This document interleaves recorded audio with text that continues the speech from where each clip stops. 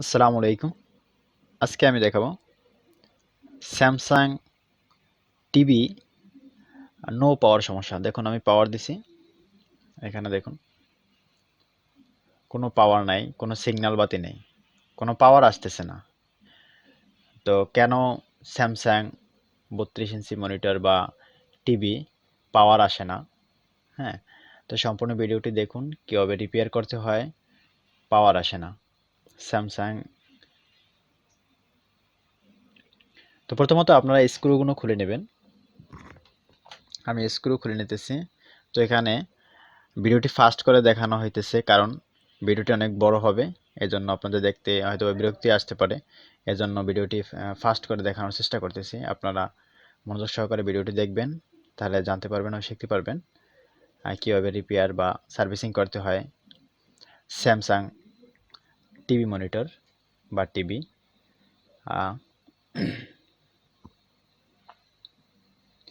তো প্রতিটি স্ক্রু ভালোভাবে খুলবেন, কোনো স্ক্রু যেন বাকি না থাকে।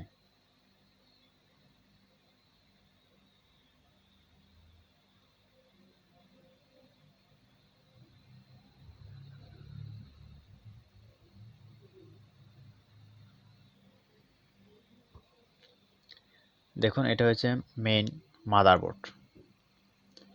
এখানে তারা সার্ভিস করছে, যারা নিয়ে আসছে আমার কাছে। তো দেখুন এখানে সার্ভিস করে পাওয়ার সমস্যা ছিল, এজন্য আলাদা একটা পাওয়ার সাপ্লাই 12 ভোল্ট দিয়ে পাওয়ার আনা হয়েছে, তাও সমস্যা হয়ে গেছে। তো আমি এটাকে পাওয়ারটাকে চেঞ্জ করব, বোর্ড সহ চেঞ্জ করে নতুন একটি বোর্ড লাগাবো। তো আপনারা দেখতে থাকুন কীভাবে বোর্ড চেঞ্জ করতে হয়। এটা একটা স্মার্ট টিভি। তো স্মার্ট টিভিতে আমি মাদারবোর্ড লাগাবো পাওয়ার বোর্ড সহ। তো আমি এটা চেঞ্জ করতেছি।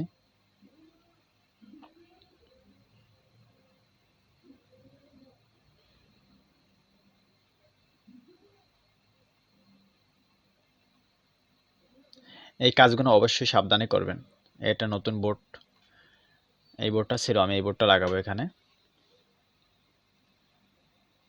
তো আমি লাগাইতেছি, দেখতে থাকুন সম্পূর্ণ ভিডিওটি। আপনাদের কম্পিউটার, ল্যাপটপ, প্রিন্টার, স্ক্যানার ও সিসিটিভি ক্যামেরার যদি কোনো সমস্যা হয়ে থাকে তো কমেন্ট করতে পারেন কোন সমস্যা আপনার।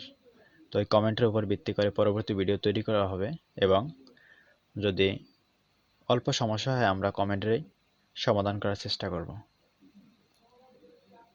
আপনাদের যে কোনো সমস্যায় আপনারা কমেন্ট করতে পারেন। আমাদের ভিডিওটি যদি আপনার কাছে ভালো লাগে অবশ্যই লাইক, কমেন্ট, শেয়ার করতে বলবেন না। সাবস্ক্রাইব করে পাশে থাকবেন।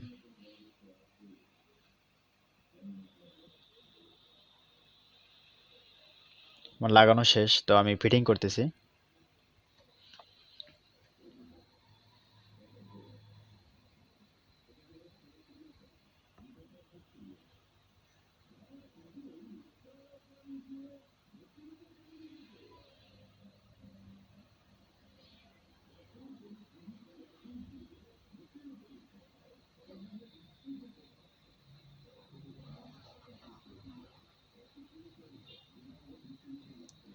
আমি এখন পাওয়ার দিয়ে দেখবো আসলে পাওয়ার আসছে কিনা, না আমার এই বোর্ডের সমস্যা।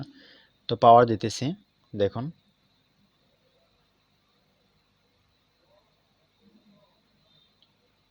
দেখুন এখানে পাওয়ার আসছে, তার মানে ওকে। তো এরকম ভিডিও পেতে আমাদের চ্যানেলটি সাবস্ক্রাইব করে পাশে থাকুন। আল্লাহ হাফেজ।